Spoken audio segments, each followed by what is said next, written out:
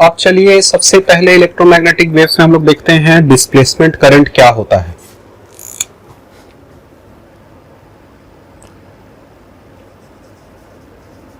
Electromagnetic waves, तो सबसे पहले इलेक्ट्रोमैग्नेटिक वेव्स में हम लोग लिखते हैं डिस्प्लेसमेंट करंट क्या होता है।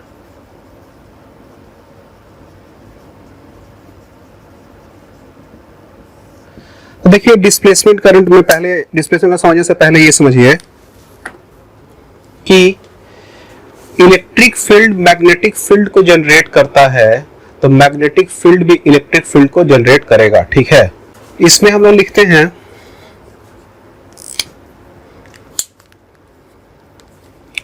We know that magnetic field is generated by electric current and the Ampere's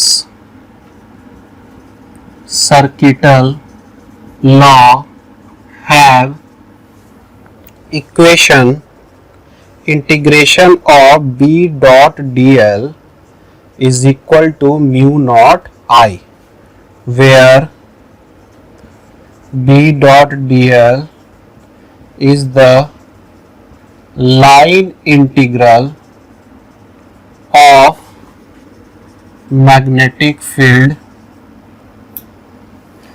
and I is the total current passes through it। ठीक है, तो ये एक्चुअली इक्वेशन होता है कि मैग्नेटिक फील्ड जो आपका जनरेट हो रहा है उसके पीछे करंट है, तो करंट के कारण मैग्नेटिक फील्ड जनरेट होता है। ये तो हम लोग अभी तक देख ही चुके हैं पूरा, तो ये इसके लिए इक्वेशन होता है। अब बात दरअसल ये है कि हम लोग क्या करते हैं ना कि कैपेसिटर के बीच में हम लोग एक मैग्नेटिक नीडल को रख देते हैं।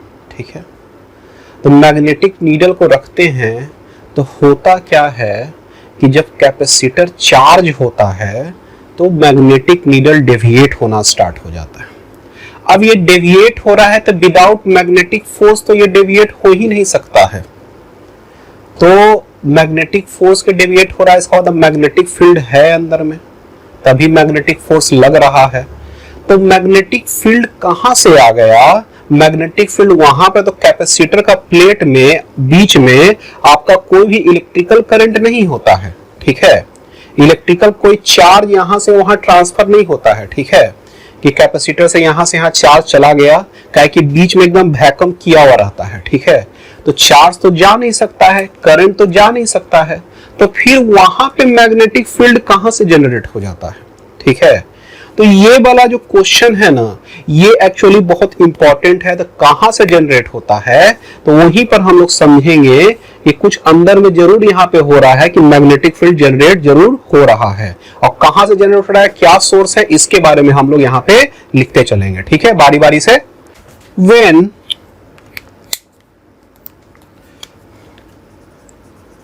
A magnetic needle is placed in between the capacitor and the capacitor when एक सेकंड हम लोग क्या करते हैं, एक लाइन कैपेसिटर के बारे में पहले लिख देते हैं।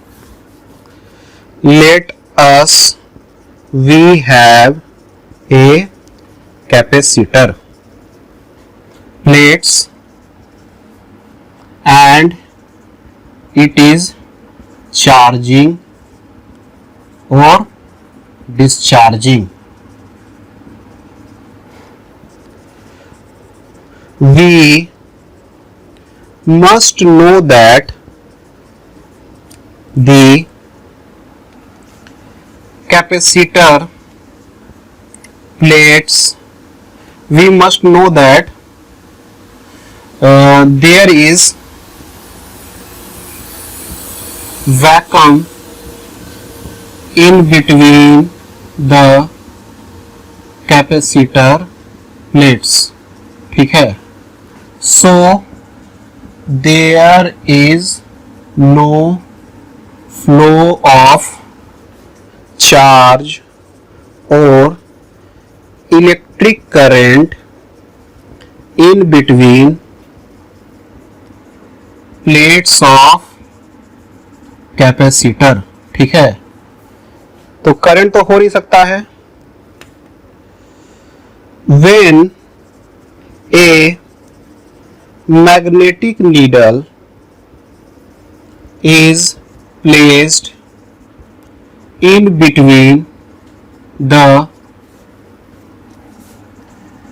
plates of the capacitor, the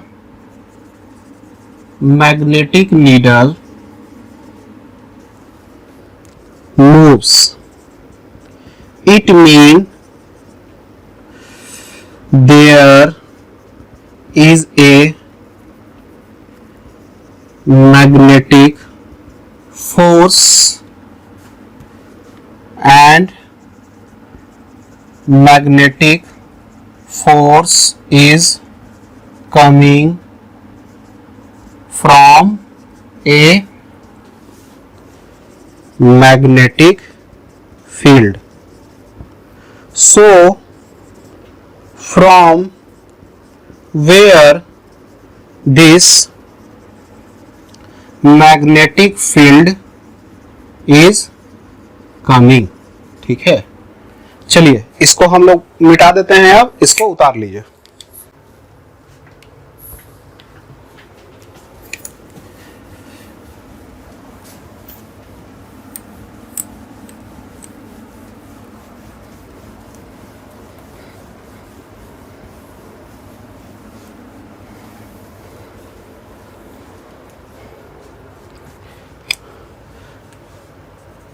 In between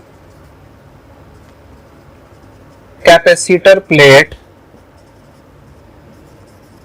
when it is charging or discharging, then there is a change in the electric field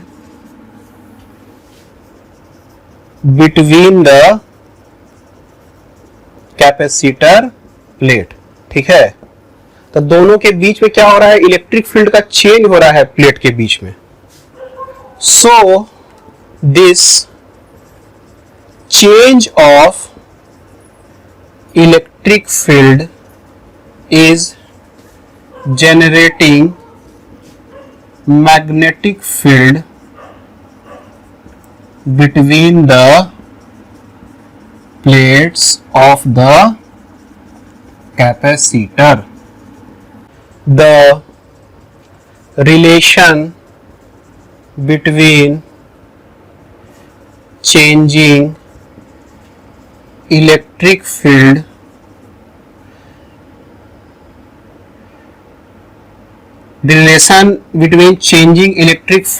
and magnetic field is given by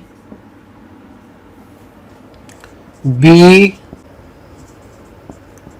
mu naught of epsilon naught d phi E by dt, where phi A is the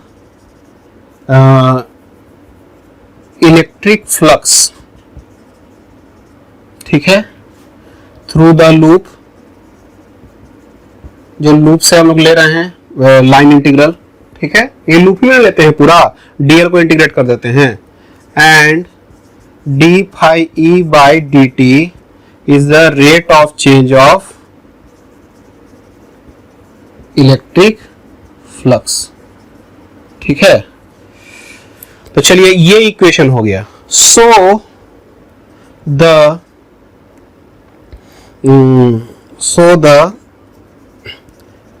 so ampere circuital law can be expressed as BDL mu naught I C plus mu naught epsilon naught D phi E by D T.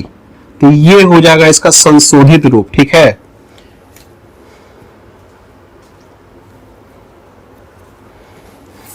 Here epsilon naught D phi E by D T is also called as displacement current ID, ठीक है। इसीलिए B D L को हम लोग ऐसे भी लिख सकते हैं mu naught I C plus mu naught I D, ये mu naught I C plus I D, ठीक है। ये ऐसा हो गया। आईसी जो करंट जो आपका रियल में पास कर रहा है, और डी जो है डिस्प्लेसमेंट करंट यानी चेंज इन मैग्नेटिक फ्लक्स या मैग्नेटिक फील्ड से जो आ रहा है वो डिस्प्लेसमेंट करंट हो गया। इसको इसी में इसको लिख लीजिएगा, and IC is called as conduction current, ठीक है। उसको डिस्प्लेसमेंट करंट कहे तो इसको कंडक्शन करंट कहेंगे आईसी को। इसको मिटाते हैं।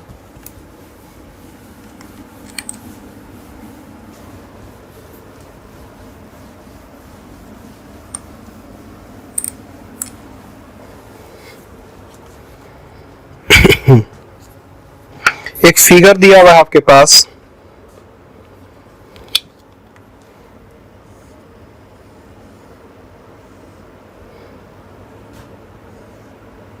ये कैपेसिटर प्लेट है, उसके बीच में एक लूप है, ये ए है, ये बी है, पॉजिटिव नेगेटिव।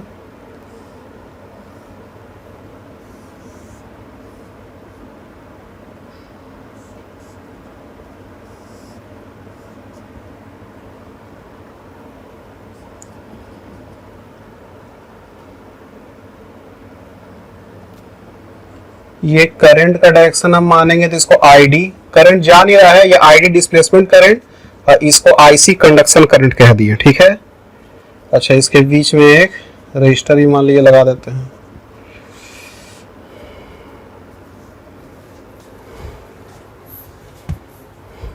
इसमें लिखते हैं here in path A B D L is equal to mu naught IC, in path B BDL is equal to mu naught ID, ठीक है, where ID is equal to epsilon naught d phi E by dt, ठीक है, यही ना होता है। Since current is same in same circuit, so IC is equal to ID, ठीक है। चलिए इसको बनाइए, कंडक्टर करंट डिस्प्लेसमेंट करंट के बराबर होगा। यहां पे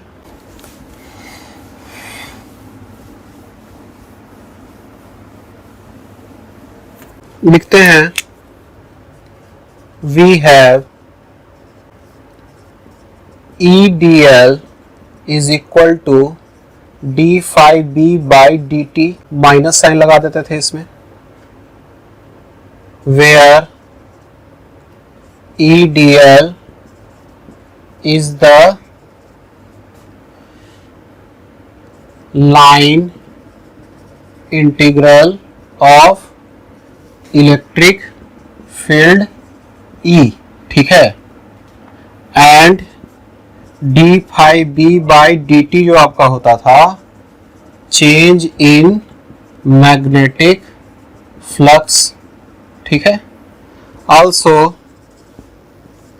बी डी एल जो मेरे पास है वो है mu naught epsilon naught D phi B by D T. ये क्या है, B D L is the line integral of magnetic field and d phi b by dt क्या है? Change in magnetic flux. ठीक है? So we can say that electric field generates magnetic field and magnetic field generates electric field. So they are dependent on each other. ठीक है, चलिए इसको उतारिए. Maxwell equation जो होता है 4 है. पहला E ds is equal to Q enclosed by epsilon naught. Gauss law for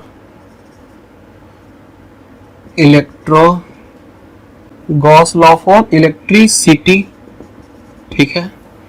दूसरा जो है B ds is equal Gauss law for magnetism. ये सब हम लोग देख चुके हैं.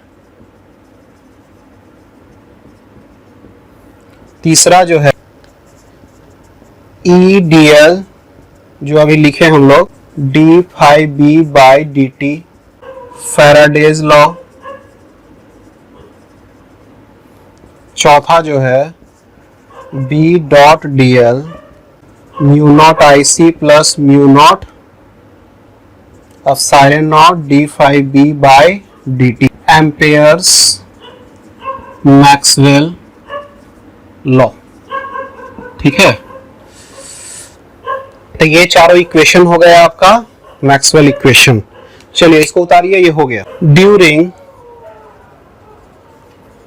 Charging capacitor so that the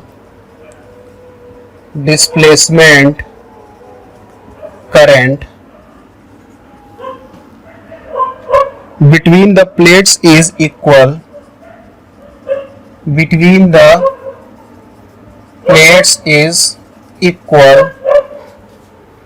to the conduction current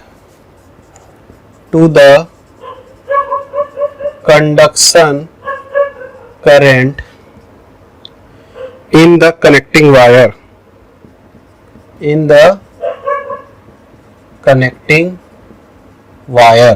during charging of a capacitor so that the displacement current between the plates is equal to the conduction current in the connecting wire. ठीक है. Let A be the area of plate, Q be the charge on capacitor plate at an instant, and D be the distance between capacitor plate. ठीक है. तो अब देखिए करते क्या हैं. कंडक्शन करंट का वैल्यू क्या होगा? dq बाई dt हो जाएगा. ठीक है, कंडक्शन करंट का dq बाई dt ही होगा. अब देखिए हम लोगों को क्या निकालना है? Displacement current and conduction current को क्या करना है? सेम करना है, यही शो करना है.